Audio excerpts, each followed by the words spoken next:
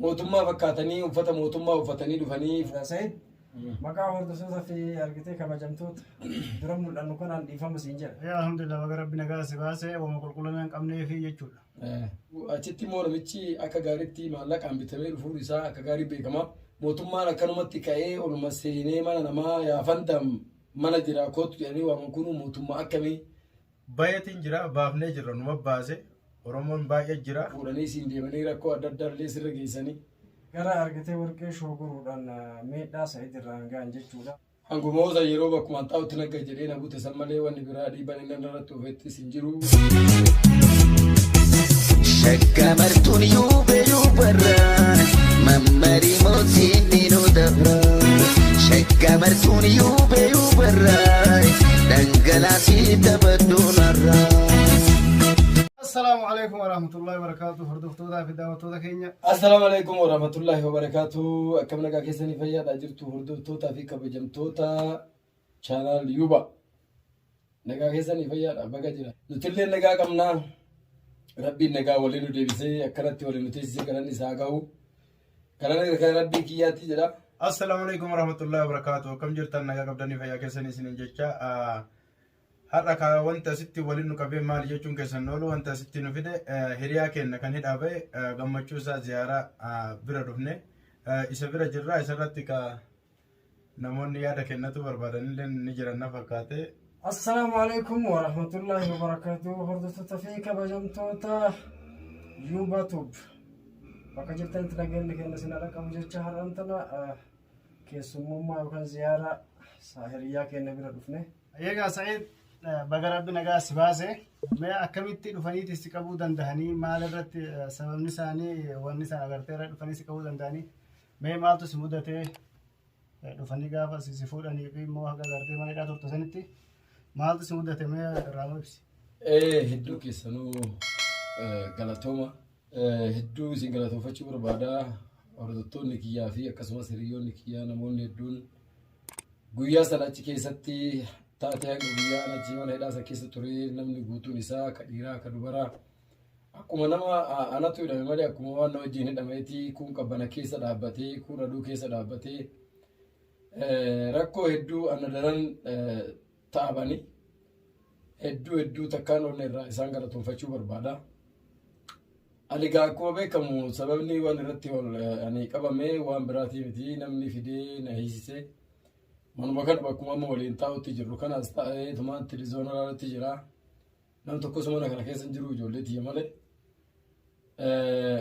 Mahammad Abbaa Shabalee Horoo Tuubiitii fi Saadaa sagalee isaanii dhaga'ee dhufanii ulan adda addaanii sagalee isaanii dhaga'uu fi isiin utaaltee dhuftee as geessee qaama mootummaatu si barbaadaa waraqaa hodhunaan jettee waraqaa na kennite. Egaa wanni hedduun viidiyoo keessatti namni hedduun argee jira waan ta'ee taatee yeroo inni irraa ka'u wanni isaan fidanii na hiisisaniif illee sa'aadaa tumtee sa'aadaa jeeqxee maal waan jedhu na hiisisanii alhamdulillah rabbil aalamiin ani mootiyyuu mana hidhaasa keessatti illee wanni narra ga'ee hin jiru. Garuu haala qulqullinni manni hidhaa qulqullina qabnee fi xiqqashoo sagaleen tun amma sagalee normaala kiyyaa miti mana amma fincaanii kaseennu keessatti ajaa tokko jira. Achirraa dhiifamnee akkana dhabuuti malee namni na tumes hin jiru dhiibbaan narra deemes hin jiru alhamdulillahi. Inumaa ka durii daran namni guutuun isaa achitti dhufee akkasitti na bira dhaabbatee an ofii kiyyaa odoon taane namoota akkasitti achi dhufanii na wajjin cinqatan sallaalee ofii kiyyaa cinqachuu ture alhamdulillahi Oromoon bakka maratti haa jiraattu ammallee irra deebi'ee naa galatoomaa jechuun ni barbaada.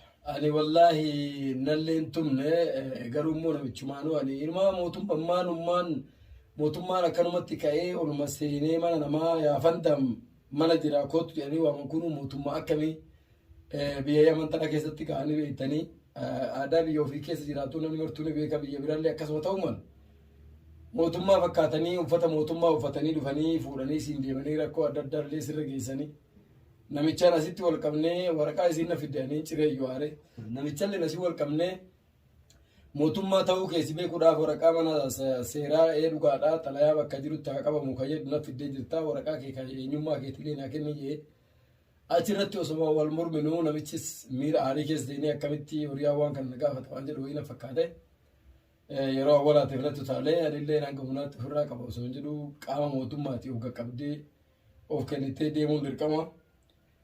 Hangumoosa yeroo bakkuma xaa'utti nagga jedhee na buute san malee wanni biraa dhiiban inni irratti ofeettis hin jiru. Achitti immoo namichi akka gaariitti maallaqaan bitamee dhufuun isaa akka gaarii beekama. Bakkuma sanittuu warroota isaa olii namoonni hedduun odoo jiranii itti gaafataman mana hidhaasanii odoo jiru guyyaa san namoonni guyyaa san istalama wayin guyyaa san dawaama guyyaa sanii dalagan hedduun odoo jiranii afaan darbachuu barbaada achi keessattis.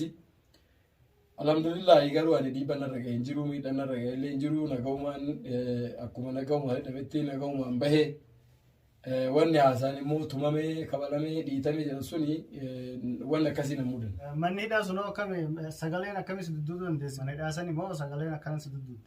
Mana hidhaa sanii warroonni mana fincaanii qulqulleessanii uummata isaanii kana akkuma fedhanii hedduun qulqulleessanii namni isaan mana hidhaa keessa jiru nama hedduu.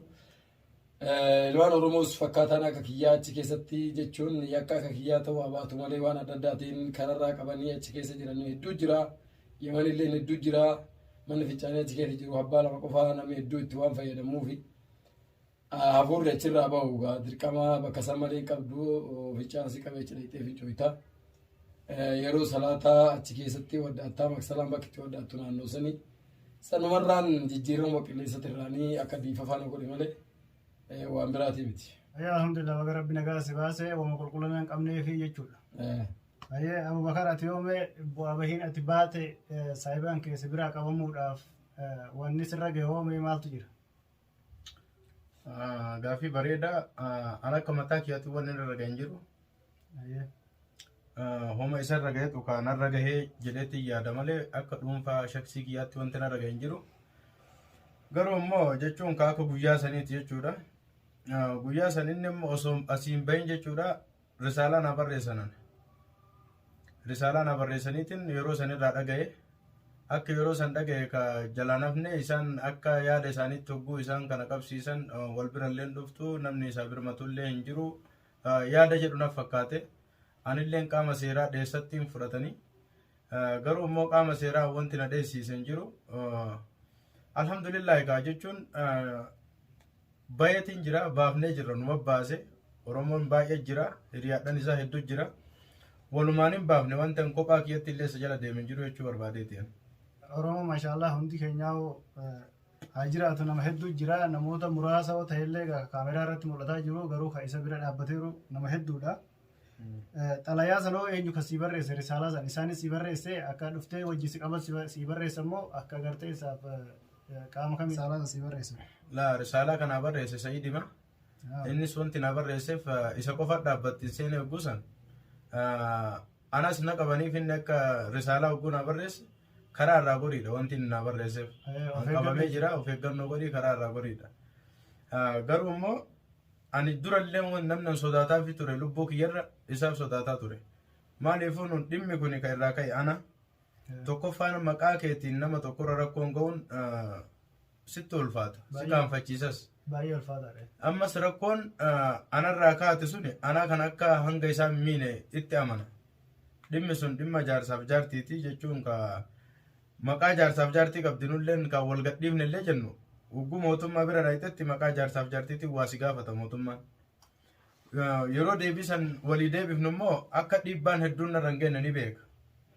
Immoo isa kana wayi shirratti xaxaniitiin miidhanii kan jedhu isaaf sodaatu ture akka kiyyatti. Dhiphatteetiin agartee isaaf yaadda'uu kan keetirraa malee wanni sirra ga'e hin jiru jechuudha. Akka kiyyatti wanti narra ga'e hin jiru.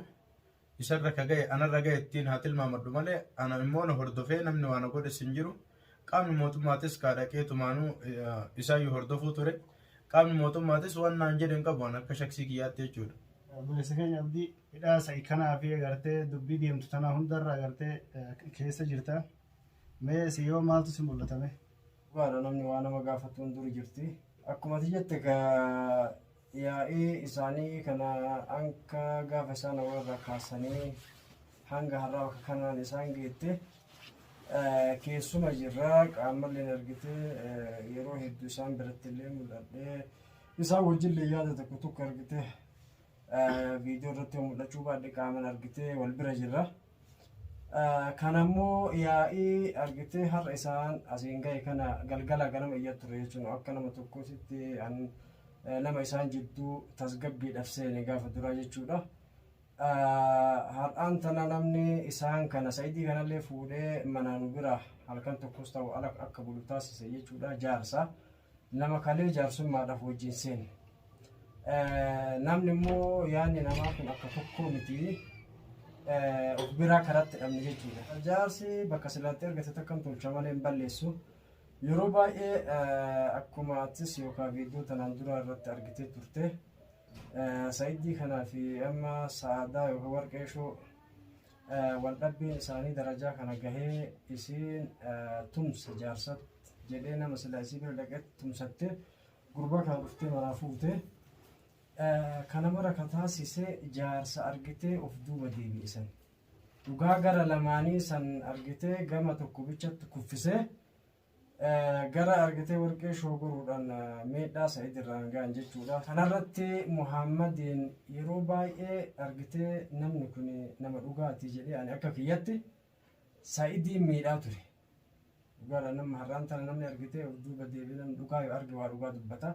Said sirna jaarsaa kalee seenee ganama silaa sirna awwalaa keessa jaarsummaadhaaf seenee bakka na Abubakarii jecha arrabsamaa ture har'a akirshii kun dhufee hidhame jechuudha. Muhammadis akkuma san jaarsummaadhaaf seenee wanni kun argitee roorroo gamana olii gadi oofuu miti waa hiikudha waan tana hiikii jedhaanii ture. Akir deebi'ee argitee Muhammadiin anummaanuu nagante jedhee ka walitti garagalu ta'e jechuu sahabaa Said. Maaliif sirni jaarsi tokko yoo ka hojii waa haasa'u taatee nama waa fixu malee nama waa hidhuu miti. Akkamitti argitee sirnaan seentee kalee shira dalaguudhaan har'a immoo dhuftee hanga mana isa nama silaa inni kallattii walitti jiruun fiddee mana seeraa warra seeraa fiddee mana isaa argitee hanga mana seeraa ka deemtu geette haadha argitee dhimmaaf dhufte sanirra nu kan aarse jaarsa silaa sirnaaf seenee abbaa dhimmaa san caalaa dhimma godhatee gurbaa kana mana keessaa hanga qaamni seeraa viidiyoo irratti ogarte argitee jirta. Hanga qaamni seeraa hin dallanin isatu dallanee hayyaa akka jedhuun takka ta'e. Kanaaf nu beeki wanni akkanaatti of duraaf namni tokko bakka tokko seenan dura waa laallata. Nu hundarraa argitee wanni kun osoo waan silaa jirtu wal jala qabnee dura laallee gara furmaatatti deemnee badii dalaguu irra jecha jedhutu argitee har'a bakka kanaan nu gahe jechuudha. Tarii immoo argitee wanni as keessa nu fudhannu yookaan immoo qooda fudhannu Muhammadis ka hanga tokko ofitti rifatuun isaa amma boodan oolu. Namni kun yookaan hin bahu jedhee karoora of keessaa fa'aa yoo qabaate. Maaliif Said illee sirnaan nu jidduu seentee anaaf Sa'aadaa araarsuun duratti haadha manaa Abubakarii walitti fixii jechi jedhurraa ka'eeti ka jarri walitti garagalte Sa'aadaadhaan jechuudha. Muhammad illee jidduma tanatti wal dhabanii gaafa san nullee sirna kan argitee jaarsan dhiibbatiin jennee Sa'idiinuu anuu akkuma isin jedhe dhiibaa ture jechuudha. Muhammad Sammaraa dhiisee kaa dhiibbaa san daran gara tumsa nama tokkoo goree isallee argitetti isatti roorrose. Alhamdulillah amma ishee inni bahee jira siin jechuuf jedha qaama argitee nu bira jirre malee atis quba qabdaa waan deemaa jiru. Hanga dura anuu jechuun asumaanuu Sa'idiin dhiifama gaafachuu barbaada siin jedhe irratti roorrisaa ture akkuma siin jedhe maaliif sirna san ta'an kallattii qabadhee deemu san Muhammad dhoysee warra silaa ati argitee sirna wajjin teettee ammaan tan deegaa keessatti argitee waan sila wanni kun akkana ta'uu qaba dhumu karaa nagayaatiin fixatuu qaban uummanni kun yeroo baay'ee argitee wanni isaan haasofni isaanii alan bayini Abubakarii kanallee abbaa dhimmaa ta'e rakkinni kati deemaa jiru Said irratti roorrisaa jira. Kanaaf jecha asumatti haadha abbatu citaa wanna kan asumatti kunnaa jennee wajjin mari'annu inni garagalee Muhammad harkana jalaayyuu fudhatee kana ganu ta'e.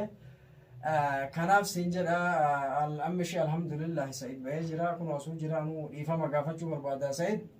Maqaa hordoftoota fi argitee kabajamtoota dura mul'annu kanaan dhiifama siin jedha. Hordoftoota fi kabajamtoota yuubaatuuf ani gara kiyyanoo tokkotti illee aaraan qabu qiimillee hin qabu. Namni guutuun isaa hoggaa haasa'u ilaalcha qaba waan itti fakkaate haasa'a. gaafa durii namni guutuun isintu badaadha nam jechaa turanii. Homaa miti isaa miti abdii miti fakkaatota isaa fakkeenyaaf badii qabdanaan jedhan guutuu isaa badii kiyyoo natti namni meebii dongora kiyyarraa na deebisaa marqoo qabu.